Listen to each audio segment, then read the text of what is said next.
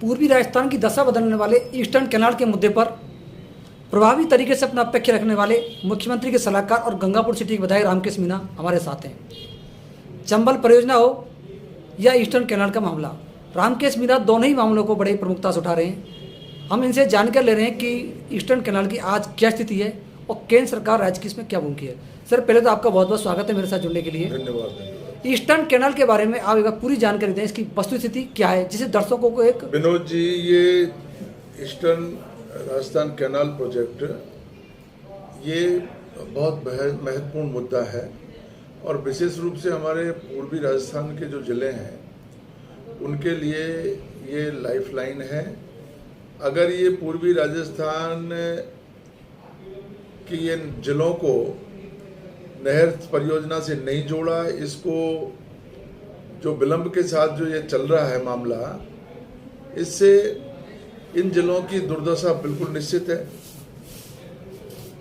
इसके लिए दोनों ही सरकारें, राजस्थान सरकार और केंद्र सरकार, इन दोनों का ही जो रुझान है वो बिल्कुल कमजोर लग रहा है। अब जाकर के मुख्यमंत्री जी ने इसमें पहल की है। वसुंधरा जी के समय इसकी डीपीआर बनी और 37,500 करोड़ के लगभग का ये प्रोजेक्ट था। तो स्टेट गवर्नमेंट के अकेले की बस पे ये कोई उनके बूते का काम नहीं है। केंद्र सरकार जब तक इसमें सहयोग नहीं करे, और केंद्र सरकार में हमारे प्रधानमंत्री जी जब जयपुर आए थे तो उन्होंने इसको राष्ट्रीय परियोजना घोषित करने का वादा किया था। अजमेर में उन्होंने इसी बात को दोहराया और हम लोगों को बहुत उम्मीद जगी कि देर से ही सही, लेकिन पूर्वी राजस्थान के जिलों को अब पानी मिल जाएगा। लेकिन पूर्वी राजस्थान के इन 13 जिलों के साथ जो सौतेला व्यवहार हो रहा है, कोई भी सरकारें रही है, बीजेपी की सरकार रही, कांग्रेस की सरकार रही, लेकिन इन जिलों में पानी की व्यवस्था का कोई काम सरकारों के द्वारा नहीं किया। ये न केवल दुखद है बल्कि आश्चर्यजनक भी है। आश्चर्यजनक इस रूप में कि चंबल बिल्कुल नजदीक इन जिलों से बह करके जा रही है और फ्लड के टाइम आप देखोगे कि 3-4 महीने जबरदस्त पानी बह करके चंबल में वो यमुना में जाता है और समुद्र में मिल जाता है। तो हम लोगों ने इस मांग को बड़ी मुस्तैदी के साथ में राजस्थान सरकार के सामने रखा, मुख्यमंत्री जी के सामने भी रखा है। अब जाकर के मुख्यमंत्री जी ने इसमें पहल की है। बहुत देर हो गई और अब उन्होंने इस मुद्दे को बड़ी गंभीरता के साथ उठाया है, तो मैं इसके लिए उनको धन्यवाद दूंगा। लेकिन अब सवाल यह है कि केंद्र सरकार के सहयोग के बिना ये परियोजना पूरा होना मुश्किल है।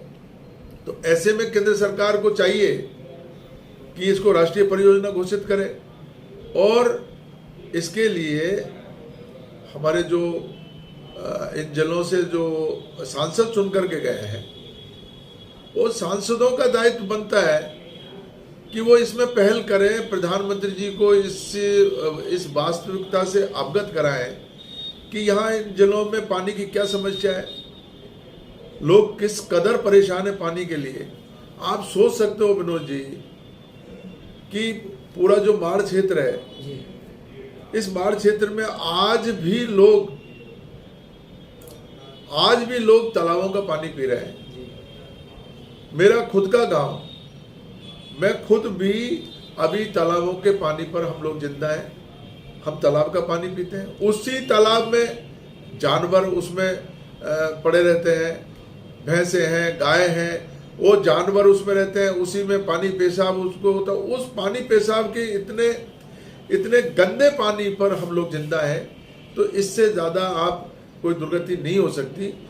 ये सब चीज़ें हमने मुख्यमंत्री जी के सामने रखी। मैंने तो मुख्यमंत्री जी को अभी ये कहा कि आप चंबल से पानी लिफ्ट करो और भद्रावती नदी में पानी छोड़ दो, ग्रेविटी से पानी हमारे पांचना में आ जाएगा और पांचना से नहरों के थ्रू यहाँ सिंचाई के लिए भी आएगा, पेयजल के लिए भी आ जाएगा। और नदी में जब छोड़ेंगे तो भरतपुर तक का जो एरिया है वो बिल्कुल सूखा रेगिस्तान हो गया है, उसमें भी पानी रिचार्ज होगा। दोनों तरफ नदी के कम से कम 15-15, 20-20 किलोमीटर तक उन गांव के लोगों को भी पानी उपलब्ध हो जाएगा और उसमें खर्चा ही नहीं है। देखिए, ईस्टर्न कैनाल का जो मामला है, आपको लगता है कि राजनीतिक रंग दे दिया जाएगा या जल मंत्री से इस्तीफा मांगा जा रहा है, प्रधानमंत्री को बयान याद दिए जा रहे हैं, सब क्या लग रहा है आपको? इस्तीफे की और राजनीतिक रंग वाली बात जो है वो तो जब बयानबाजी हो रही है तो दोनों तरफ से बयानबाजी हो रही है। गजेंद्र सिंह जी को तो कोई मतलब नहीं है, जोधपुर में पानी पहुंच गया और जल संसाधन मंत्री होते हुए भी राजस्थान के 13 जिलों की तरफ उनका कोई ध्यान नहीं है, क्योंकि उनको सहज में ये सारी सीटें मिल गई और यहाँ की जनता ने इस उम्मीद के साथ में उनको ये सहयोग किया कि ये लोग हमारा भला करेंगे, हमारी सुनेंगे। लेकिन आज देख रहे हो कि गजेंद्र सिंह जी भी पलट गए। गजेंद्र सिंह जी भी जो उनका दायित्व बनता, गजेंद्र सिंह जी अगर इस मुद्दे को गंभीरता से लेते, अपने सांसदों से डिस्कशन करते और सांसदों की बात सुनते और उस बात को प्रधानमंत्री जी तक पहुंचाते। तो मैं ये पूछना चाहता हूं गजेंद्र सिंह जी को, क्या इन 13 जिलों की जो मांग है, ईस्टर्न राजस्थान कैनाल प्रोजेक्ट का जो मांग है, क्या इसको वो जायज मानते हैं कि नहीं मानते, इसको उचित मानते हैं नहीं मानते, पानी की समस्या है या नहीं, इसमें अपना रुख स्पष्ट करें। और जब उनको ये पता है कि यहाँ पानी की समस्या है तो इसको गंभीरता से लेने का उनका दायित्व बनता है और राजस्थान का प्रतिनिधित्व कर रहे हैं तो विशेष रूप से राजस्थान के इन जिलों की मांग को प्रधानमंत्री जी के यहाँ पहुंचाना चाहिए, प्रधानमंत्री जी से आग्रह करना चाहिए और उस परियोजना को राष्ट्रीय परियोजना घोषित कराना चाहिए। देखिए, करौली, धौलपुर, सवाई माधोपुर, भरतपुर, अगर पूर्व राजस्थान की बात की जाए, पूर्व राजस्थान सभी बीजेपी के सांसद हैं। जैसे 2 जिले आपको विशेष तौर से टच करते हैं, आप जिनमें काफी प्रभाव रखते हैं, माधोपुर और करौली। इन सांसदों की ईस्टर्न कैनाल को लेकर क्या स्थिति है? क्या इनका कोई इसमें रुझान है, नहीं ये चाहते हैं? आपको क्या लगता है फीडबैक? मैंने तो अभी न तो कोई टोंक सवाई माधोपुर के जो सांसद महोदय उनका कोई वक्तव्य सुना आज तक, न अपने राजौरिया साहब की कोई बात सुनी।